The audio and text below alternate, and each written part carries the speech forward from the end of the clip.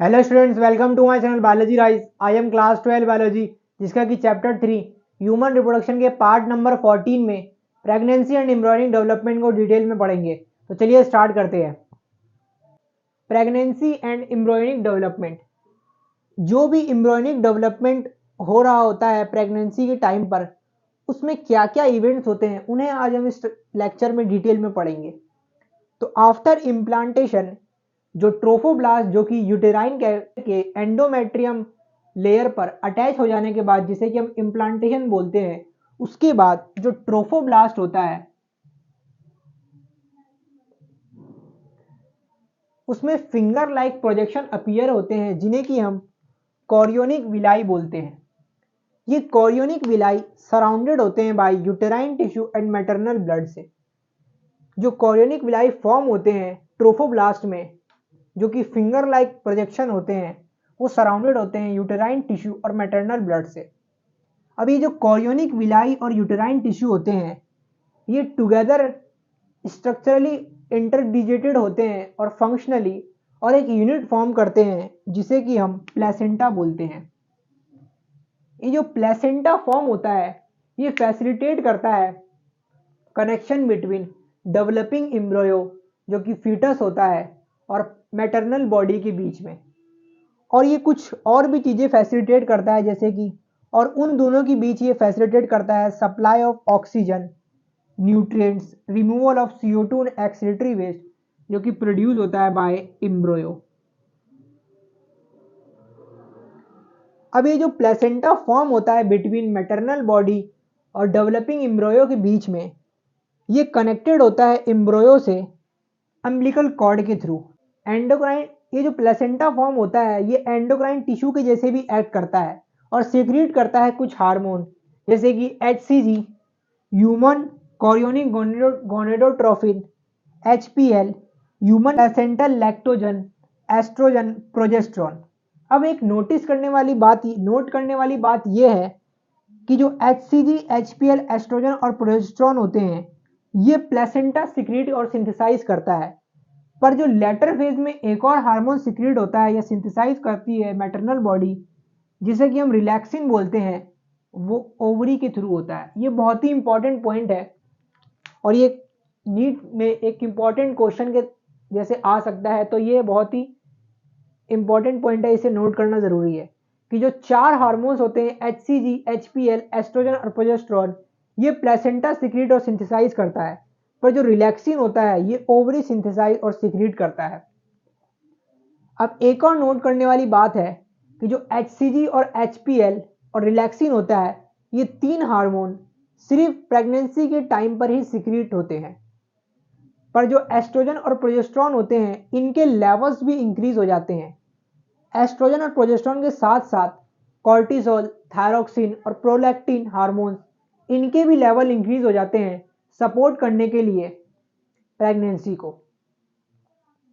अब इन सब चीज़ों के बाद जो इनर सेल मास फॉर्म होता है, उनमें क्या क्या डेवलपमेंट होते हैं जो कि ट्रोफोब्लास्ट के अंदर होता है, उन्हें हम डिटेल में पढ़ेंगे। आफ्टर इम्प्लांटेशन जो इनर सेल मास होता है, जो कि एम्ब्रियो होता है, ये डिफरेंशिएट होता है inner layer endoderm, outer layer ectoderm, और जो मिडल लेयर होता है मीजोडर्म। इन 3 लेयर में इनर सेल मास डिफरेंशिएट होता है और ये तीनों ही लेयर मिलकर अडल्ट के अंदर सारे ऑर्गन्स और टिश्यूज को फॉर्म करते हैं।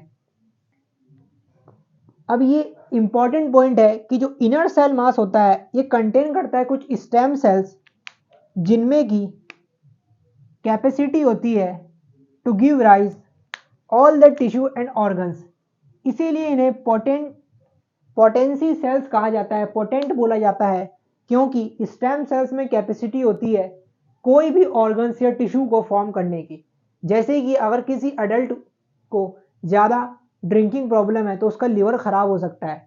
अगर हम स्टेम सेल्स उनमें इंड्यूस कर देंगे, तो ये स्टेम सेल्स लिवर को वापस फॉर्म कर देगा। तो ये बहुत ही इंपॉर्टेंट एक पॉइंट है कि स्टेम सेल्स सारे ही टिश्यू एंड ऑर्गन्स को देने की, एक डेवलप करने की वापस से कैपेसिटी रखता है।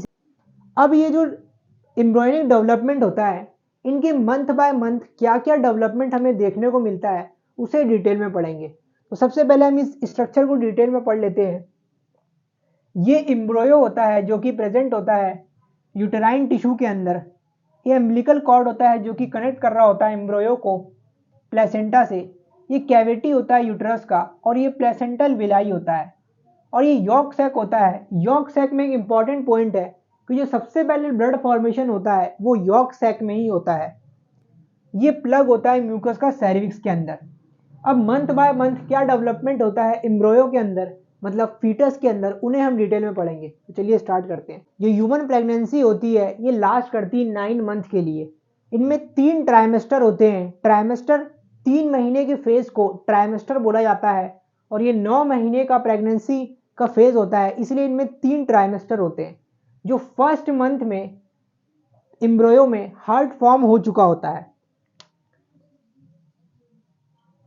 एम्ब्रियो का हार्ट फर्स्ट मंथ के एंड में बन चुका होता है और सेकंड मंथ के लास्ट में हम हार्ट के साउंड को सुन सकते हैं थ्रू स्टेथोस्कोप। फिर थर्ड मंथ के एंड में, मतलब फर्स्ट ट्राइमेस्टर के एंड में, मोस्ट ऑफ मेजर ऑर्गन्स और लिम्स और डिजिट्स फॉर्म हो चुके होते हैं। अब सेकंड ट्राइमेस्टर की स्टार्टिंग में हेड और फर्स्ट मूवमेंट फीटस का हमें देखने को मिल सकता है, देखने को हमें ऑब्जर्व होगा। हेड बन चुका होता है और फर्स्ट मूवमेंट फीटस का ऑब्जर्व हो जाता है। फिर 6 मंथ में, मतलब सेकंड ट्राइमेस्टर के एंड में, आईलिड्स और आईलैशेस फॉर्म हो चुकी होती हैं और 9 मंथ में फुल फीटस मतलब एम्ब्रियो फुली डेवलप हो चुका होता है एक मैच्योर बेबी में।